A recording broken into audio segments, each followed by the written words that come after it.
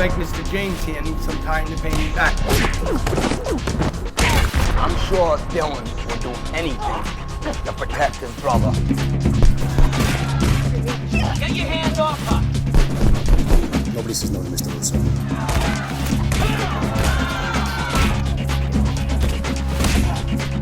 Hey, baby. You've gotten real close over these last 10 years. I want to see you get hurt. What do you mean get hurt? I want this guy to fight for me. The oldest money we're here to collect. I have a shot at saving you. I don't need to be saved. They're gonna kill Rob. This is the mob. They own me. Nobody owns me, you understand? Nobody! Those guys don't play. Yeah, well, guess what? Neither do I.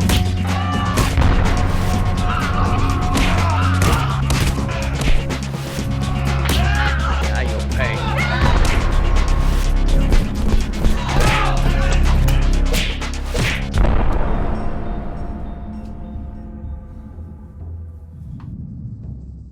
Hi, everybody. I am Roro Antonuccio. I am here with Paul Mormando, and he is going to be re-releasing Bound by Debt. Let's say hi to Paul. Hi, Paul. How are you? Thanks for taking the time. Thank you. I'm excited about this. I did watch the movie. I thought it was great on so many levels. So I got some questions for you. So tell me, what made you get into movies?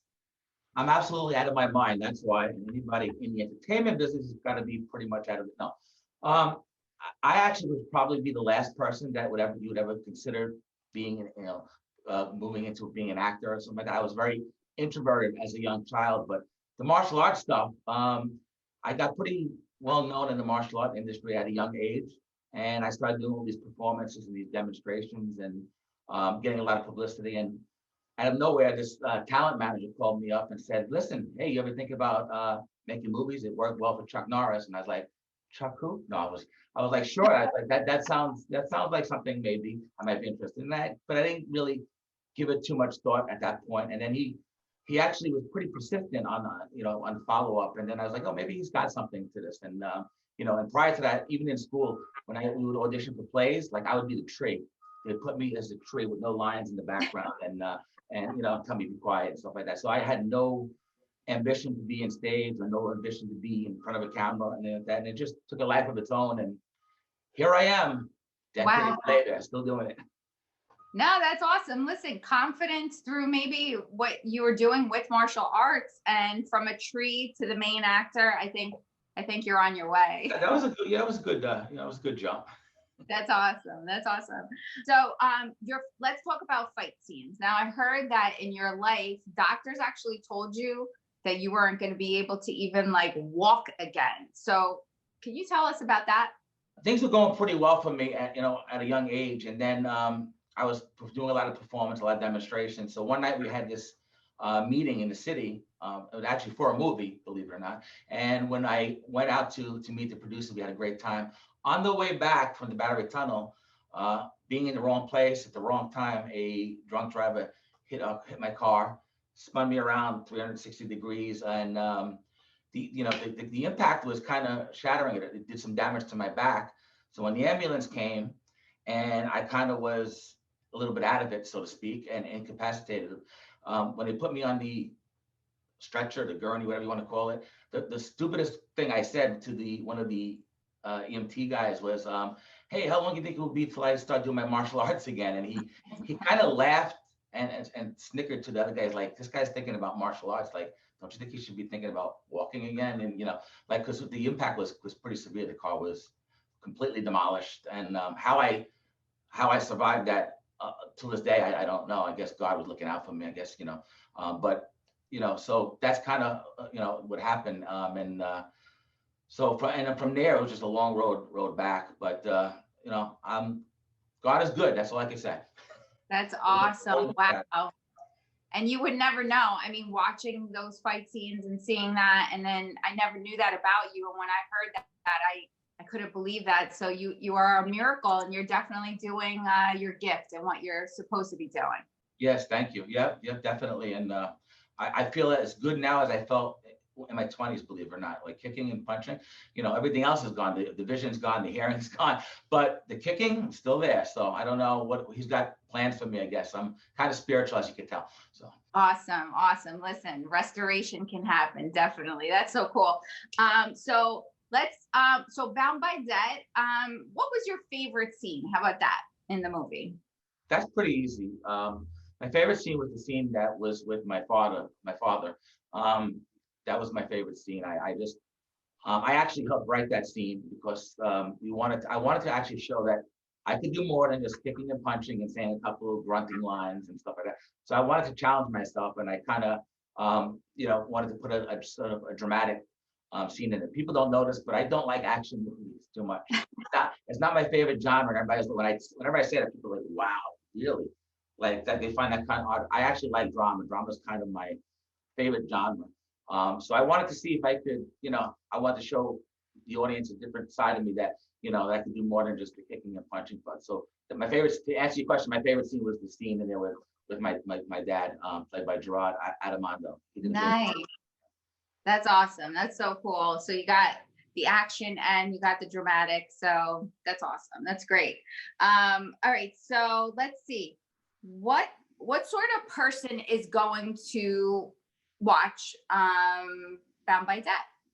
I think one of the great things, not to give my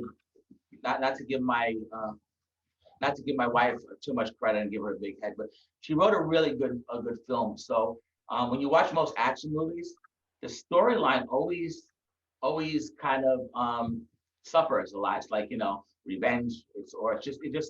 It's just not too much to it. There's not too much meat to it. So she really took her soap opera-ish type of style and actually put not only some drama in it, but she's put some twists into it. I'm not gonna, I don't want to spoil anything on it, but there's more to it than just the fighting part of it, the kicking and the punching part of the martial art part of it.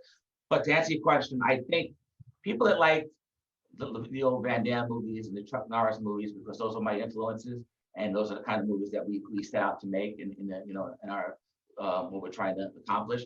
So I think people who like those kind of genres, the action genre, but people also, it's the kind of movie you can take your wife with you to watch, or your girlfriend, and she won't be like sitting there going like, is it over yet? I think she'll be like, oh wow, what's going to really happen next? So I think that Bound by That could be for a multitude of people, but specifically the people who want to watch those old type of action type movies. Definitely. The story definitely developed. It was like a piece of everything. It was the fighting, but it also was this developing and intriguing story. So that's awesome. That's good job, Anna, for doing all that. And great project. Okay, so let's see. What was it difficult actually being directed by your wife? I'm hoping there's a couple of family attorneys or watching this, because I'm going to need that after I answer this question. But no, all kidding aside, she's great. She's my partner in a lot of things in life, with my businesses and everything like that. She is very focused, and she knows what she wants, and she knows once she learns something, she runs with it. She's the polar opposite of me. I learn something and sit on it, and she runs with it. So working with her is pretty intense because I'm a perfectionist, and she, she's a mover. So we kind of get things done in that respect. And I would say more than most of the time we get along very well. There's a few times where we bump heads, and she's wrong. I mean, sometimes I'm wrong, sometimes she's wrong. That was a Freudian slip, but but for the most part, I think it's good. And when it's complete, it actually feels really good to actually share that with your wife. I know many people in this industry, and they're not supported by their significant other, whether it be a male or female, they're not supported by them at all. So she is extremely supportive. I mean, she wrote this movie based on me waking up one day and saying, that's it, you got to write a movie. We need to do another movie. And she went with it and did it. And not only does she write it, direct it, produce it, she does catering, she makes sure everybody's on the set. So she's invaluable, to say the least. So I'm definitely lucky to be working with her. She's also directing my next movie, and I'm hoping by saying those nice things about her, she won't recast me. So I hope that works out. Make sure you say that. Yes.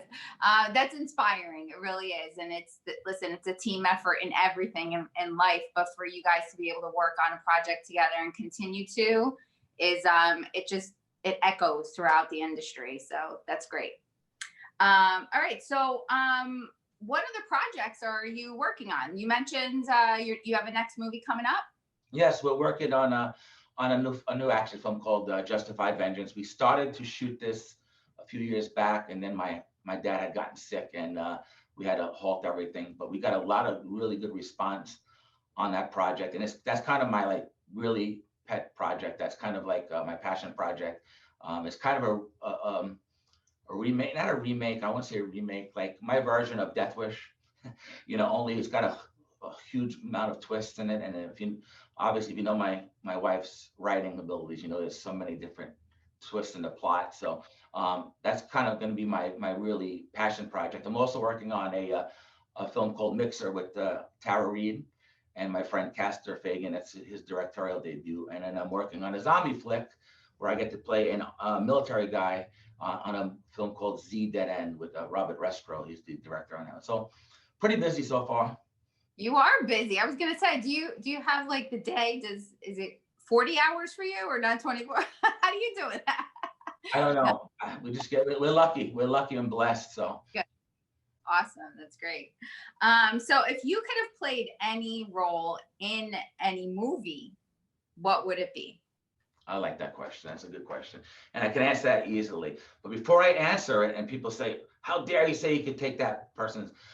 Sylvester Stallone is one of my favorite actors, and Rocky is probably my all-time favorite film. I might get a little teary-eyed when I speak about this, but not that I would want to replace Sylvester Stallone, but I would have loved to play that role, because I think that role has changed my life, and I'm sure millions and billions of people, and it probably will for the time end, because that's the story of the underdog. And when you make a film and you want to actually do something positive to the world, you want to put out a really good message, and there's no better message than the Rocky movie, because that movie showed me that there's anything you want in life is possible if you put your heart and soul into it. And so I owe two people a lot of gratitude besides my mom and my dad, of course. I owe Bruce Lee and Sylvester Stallone just everything in my life, because those two were real role models, and we don't really have role models today that we should, but those were my role models growing up. And so to answer your question, yes, I would have loved to have been in Rocky, but I would have actually just settled to be an extra in Rocky just to watch Stallone work on that. I love it. I agree. We love you, Sylvester Stallone. If you're watching this, we're going to tag him. That's right. Rocky, are you kidding? Yeah, I grew up on that. Bruce Lee, absolutely. That is, and we have to remember, those are definitely when you have a message and it hits home and it could go for the audiences, for the multitude, you have a winner, right? Exactly. All right, awesome. So what would you tell the audience watching in this interview on how and where to be able to see Bound by Debt? You guys are re-releasing it, right? We decided to re-release it on our own, and we're going to be releasing it on Vimeo tomorrow night. And then after that, we have a couple other platforms that's gonna follow up afterwards. So we decided to re-release it because while it's not a huge budget film, and it's not, it's kind of was our first project film that we really felt good about. So we want to re-release it. We want the public to be able to see it and our legacy to live on. Definitely a great project. It's great acting, the writing, great storyline, like you said, and your personal story is a Rocky story. It really is, coming from where you came from. Doctors being able to say, like, you're not going to be able to walk again, and then watching you fight. It's powerful stuff, Paul. So thank you so much. Thank you for your time. Thank you for taking your time as well.